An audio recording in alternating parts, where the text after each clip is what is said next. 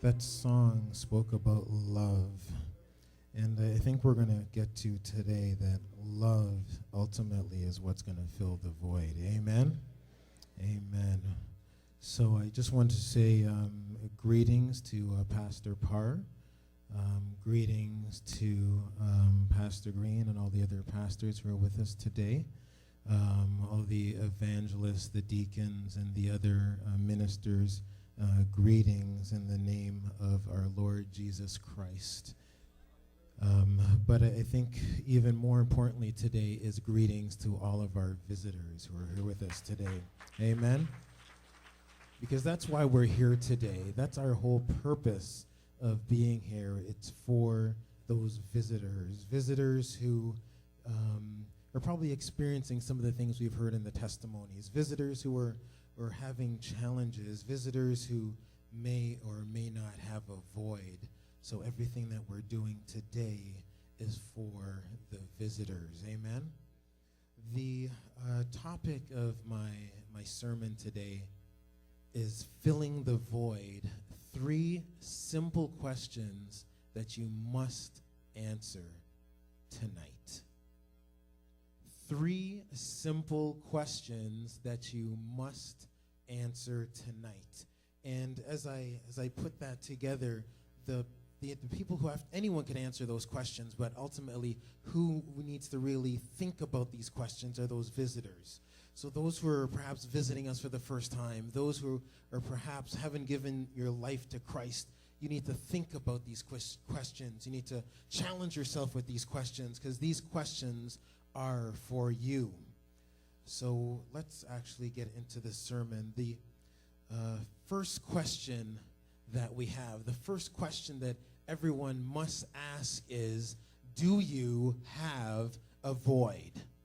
The first question you must ask is, do you have a void?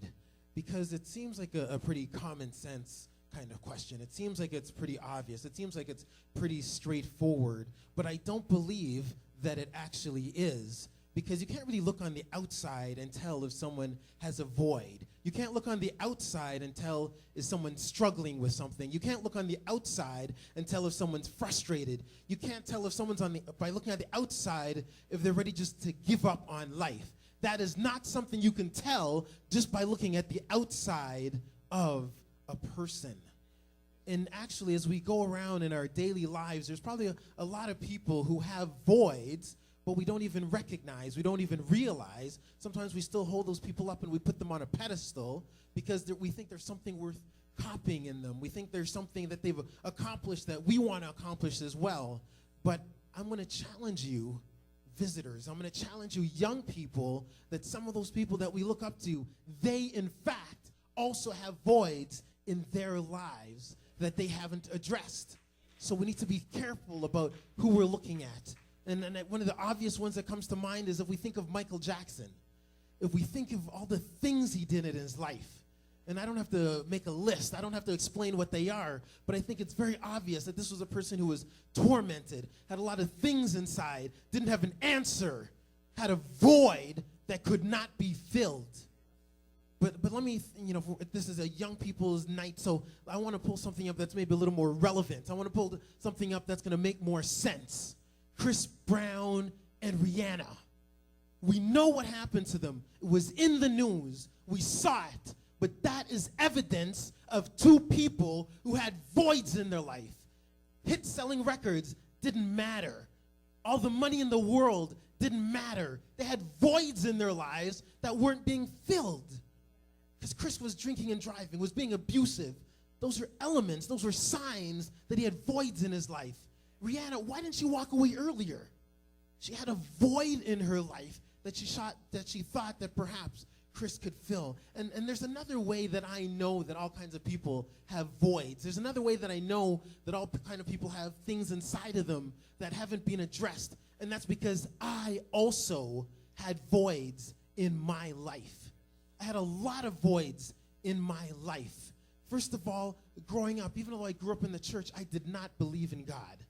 I said, God does not exist. Where's the proof of this whole God thing? I want to see some evidence. I want to see some scientific basis to say that God is real. So I just rejected God. I said, God wasn't for me. Maybe God is for everyone else. But then also, just somehow, I had this lifestyle. And so in this lifestyle, I was just so busy living my life, I didn't have time to think about voids. I didn't have time to think about needs. I didn't have time to think about wants. I was traveling all over the world, jet setting, New York, LA, Miami, wherever I wanted to go on a plane, and I was there.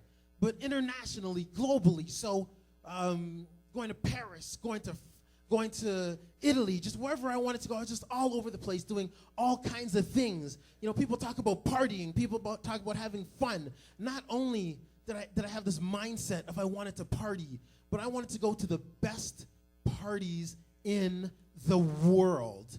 I wanted to go to the best parties on the planet. If they had parties in another galaxy, I would have found a way to go there. And I'll never forget going to this place, Ibiza, Spain. This was Party Central. This was the place where the parties of parties would be. I went to places that had 15,000 people inside of the club. And when I was in there, I wasn't really thinking there was a void. But one thing I noticed is I said, why is it that I still feel alone when I'm amongst 10,000 people? Why is it that I still feel alone when I'm amongst thousands of people? I didn't really understand what that was. But really, I didn't want to answer that question that I posed to you. Do you have a void? Because that's a very, very important question for us to answer today. Now, as I was going through this, how would I ever know? How was I supposed to know that me living this life of partying, me living this life of doing whatever I want, me living my life of it doesn't matter would lead to a drinking problem? How did I know that it would lead to a situation that would cause me despair? How did I know that it was going to lead me to a situation that I did not have the ability to control and influence on my own? Because what I started realizing was it wasn't a matter of if I was going to get caught drinking and driving. It was a matter of when would I get caught with drinking and driving. It wasn't a matter of if I was going to get into an accident while drinking and driving. It was a matter of when would I get into an accident while drinking and driving. It wasn't a matter of if there were consequences to my actions. It was just a matter of when would all those consequences happen. But you know what? The reason why we're here today is not about me. The reason we are here today is about you. So you need to ask yourself, do you have a void? Because all the things I was doing, I was masking the void. I was taking my mind off the situation. I was trying to say I didn't want to have to deal with it.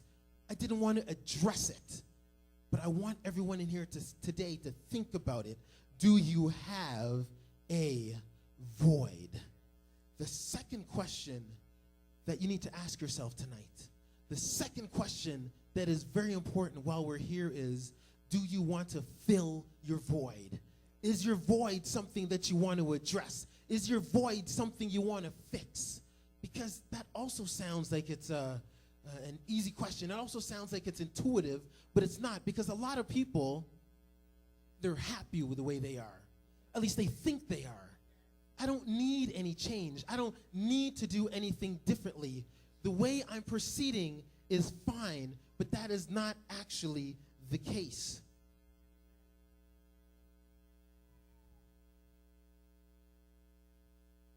You know, there's 2 times in my life where I really, really, really wanted to fill my void. I was in a situation that I guess I was depressed, and I don't know why I was depressed in every case. I don't know why I just got in a fog. I don't know why I didn't understand what was going on around me, but I did recognize, I understood that something was wrong. In both of those cases, I went to see a psychiatrist. And I came to this realization, I need some help. I need to do something differently. I need to have someone guide me. I need to have someone shepherd me through this situation that I'm in. And they weren't Christian counselors. They were just regular regular psychiatrists. And in both cases, both of them told me the same thing. We can't help you. Now, I don't know if I'm going to be able to express this, but I had this frustration. I had this confusion. I had this recognition. I have to do something. I then tried to solve it. I went in to talk to them, and they said, we can't help you? That made me feel even more frustrated. It made me feel more angry. It made me feel more confused. And I started to realize, you know what? That's why people commit suicide. They've tried to fix the problem. They've tried to resolve it. They've done everything that they can, but that feeling is still inside. They know I want to address it. I want to fix it. I want to get rid of it, but no matter what I'm trying, it's not working. It's not working. But once again, each and every one of us in here has to ask today, do we want to address that void? Do we want to address that feeling? And, you know, if you have your Bible with you, I want you to turn with me to the book of Jonah. I want you to turn with me to the book of Jonah. And I'm going to be using the New Living Translation. But I think there's some things in the book of Jonah we could learn about those first two questions that I've asked already. Do you have a void? And do you want to fill your void? So if we look at, I think we all know the story of Jonah. Just, you know, but I want to read a few verses from here. So I'm going to read from Jonah 1, verse 1 from this New Living Translation. The Lord gave this message to Jonah, son of Amittai. Get up and go to the great city of Nineveh. Announce my judgment against it, because I have seen how wicked its people are. But Jonah got up and went in the opposite direction to get away from the Lord. When I was looking for text, it was a little frustrating. I didn't know what would actually demonstrate these three questions we're going to go through. But there's something interesting about this story of Jonah.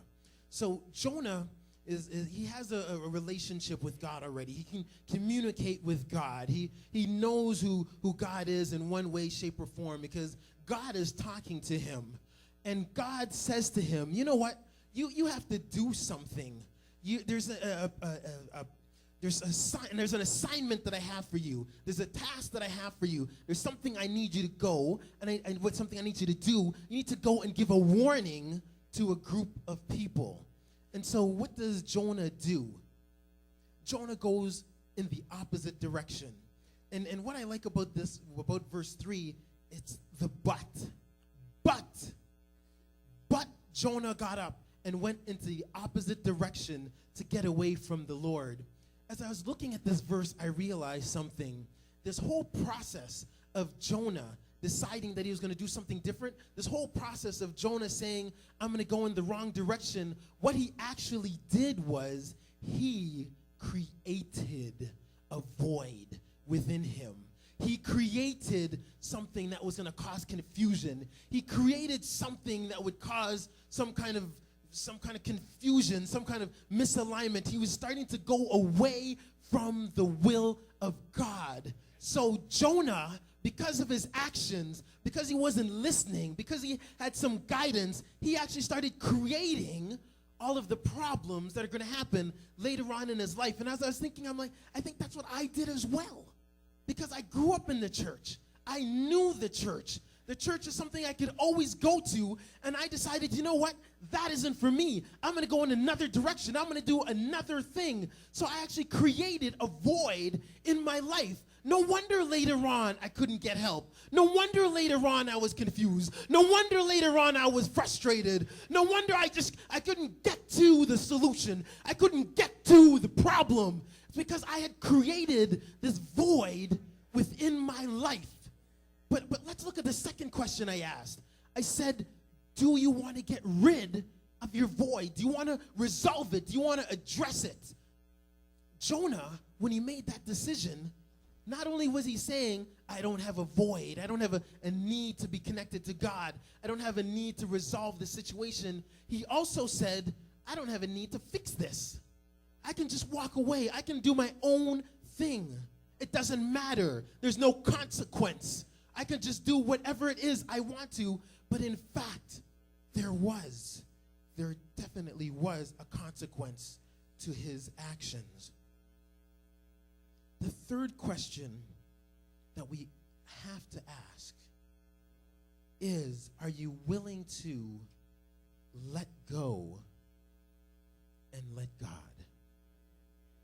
You have to be willing to ask yourself that question. Are you willing to let go and let God? And each and every one of us, we have different things we might need to let go of. There's different things in our lives. In some cases, it's fear. And I heard the testimony that fear was holding back Sister Althea from getting baptized. We all have fear within us sometimes that prevents us from doing the right thing. It could be our reputation. We don't want other people to know that we don't have everything together. Sometimes we don't want other people to know that things aren't perfect in our life. Fear or just our attitude could be one of the things that is holding us back. It could be pride, could be embarrassment. There's a number of things that we really need to take a look at and address in terms of, do we want to really let go and let God in terms of what we're doing in our lives? These three questions are so important. But there's another thing I want everyone to recognize. There's something else I want you to realize. Even although, as we ask these questions, you might say, these questions don't apply to me. As we go through and talk about these questions, you might say no to those questions, that in fact, you don't have a void. You might say, in fact, that no, you don't need to fill your void. You might say, in fact, that you don't need to let go and let God. Well, I have some news for you. That in fact, if you say no to any of these questions, you're actually saying you want to keep that void. You're saying that you don't want to get rid of it. You're saying that it's not a problem. It's not an obstacle. But there is a consequence to saying no to filling your void. A void is not something that you can live with and be happy. A void is something that's not sustainable. A void is not something that you can carry with you for the rest of your life. Because a void is like cancer. A void is like cancer. There is nobody who gets the news that they have cancer and they don't want to address it. There is nobody who gets cancer and says, I'm not going to respond to this. There is nobody who gets cancer who says, I'm not going to address this. If you're in the church, we know we have to run to the altar. If you're not in the church, you know you have to run to the hospital. You have to talk to your doctor. You have to get medication. You have to get surgery, because you know, left untreated, that cancer will cause death. You know that untreated, that cancer will continue to grow. You know that untreated, that cancer has negative circumstances and implications to your life. So as I put those three questions forth, and as you're sitting there, visitors, as you've come in here today and you don't even understand why you came here, you just know that you're here, think about those questions. Do you have a void? Are you willing and ready to fill that void? And are you willing to let go and let God? Because these are very important in order to address that void. And that is all that I wanted to bring with you today, is those three very, very, very important questions. And as we go on to the balance of the service, as you have an opportunity to come up here, don't let fear hold you back. Don't let embarrassment hold you back. Just do whatever it takes. Be more than ready to let go and let God. Amen.